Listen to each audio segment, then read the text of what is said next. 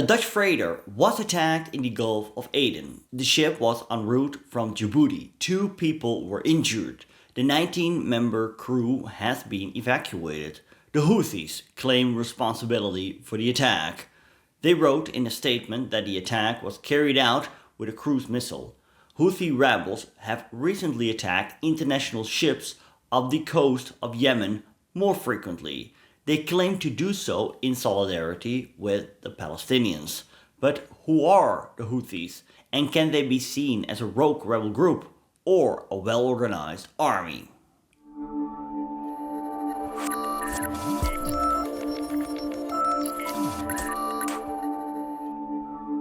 To properly understand the Houthis, we must go back more than 1,000 years, to the time when the Zaydis ruled Yemen for many years. This movement within Shia Islam held power in Yemen until 1963.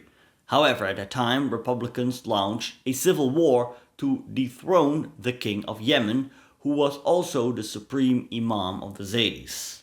For 2 decades, they successfully curtailed the Zaydis' power until the Al-Houthi family, who adhere to Zaydism, launched a movement to revive the religion.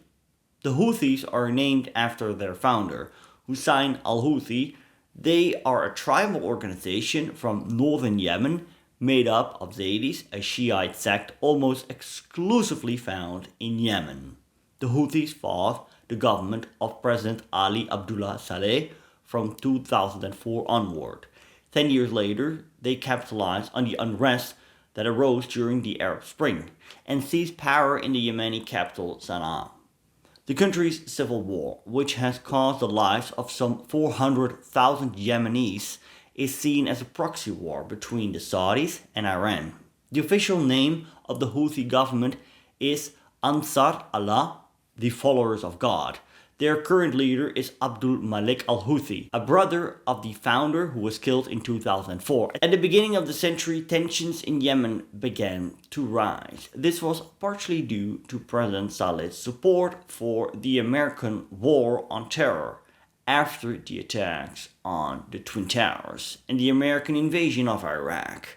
The radical Houthis saw this support for the US as just as much of a threat to their way of life as the growing influence of Salafism in Yemen. In 2004, Hussein al-Houthi, a political, religious and military leader, started a rebellion against the rulers of Yemen. Salah fought back though and had al-Houthi killed by Yemeni forces after months of fighting between the two sides. After Hussein al-Houthi's death, the Houthi movement's military power briefly shifted to his father, after which his brother, Abdul Malik, took over. This brother, Abdul Malik, remains the Houthis' leader despite being declared dead several times. Under Abdul Malik, the Houthis managed to heavily arm themselves by sourcing products from the black market and also securing support from Shiite allies like Iran. According to the United Nations, Iran supplied weapons to the Houthis for the first time in 2009. In 2014, the Houthis were so well armed that they attempted a coup. The rebels profited from the Arab Spring, which also took place in Yemen due to discontent with the current government, which had previously implemented drastic austerity measures. Large protests had already taken place, but when those in power also shot demonstrators, the Houthis struck back, quickly capturing parts of the capital Sana'a. Later, the Houthis also managed to capture the presidential palace. This civil war also gave Iran more reasons to support the Houthis. Iran's Revolutionary Guard helped the Houthis improve their defense capabilities. In addition, a jihad council was established led by Abdel Malik al-Houthi, with assistance from Iran and the Lebanese militant organization Hezbollah. With Iran's help, the Houthis have succeeded in building their own drones, which are now being used in attacks on Western ships. In response to the civil war, an Arab coalition led by Saudi Arabia was formed to halt the advance of the Houthis. Saleh, who stepped down as president in 2011 but still wielded considerable political influence, was willing to discuss the Houthis' demands in 2017. However, the Houthis refused to comply. The rebels assassinated him at the end of 2017. This led to a renewed conflict between the supporters of Abu Mansur Hadi, Saleh's right-hand man.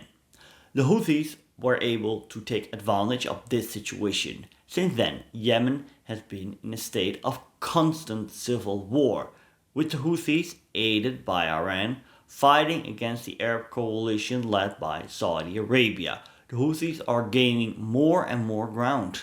Experts stated that the Houthis are no longer rebels.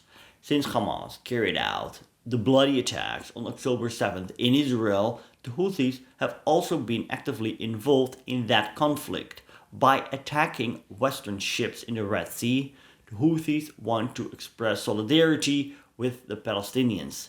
In response, the United States and the United Kingdom have now carried out strikes on Houthi targets in Yemen. The alliance between the Houthis and former President Saleh and his troops has provided the Houthis with an impressive arsenal of weapons. No less than 70% of the Yemeni army's original arsenal fell into the hands of the Houthis. This ranges from tanks and combat vehicles for the infantry to artillery and helicopters, according to German experts in a report.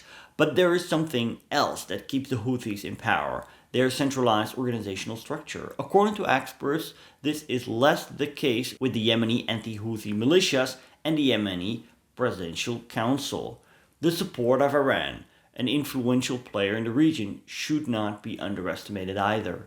Even though the Houthis' agenda does not necessarily coincide with that of Iran, Iranian support was crucial for the further expansion of the Houthis' military strength and weapons stockpile. Iran provided them with the necessary technological support, enabling them to build up their expertise and assemble weapons themselves. Today, the Houthis have long-range weapons with a range of up to 1,500 kilometers. And because of their geographical location, the Houthis won't disappear from media headlines in the near future.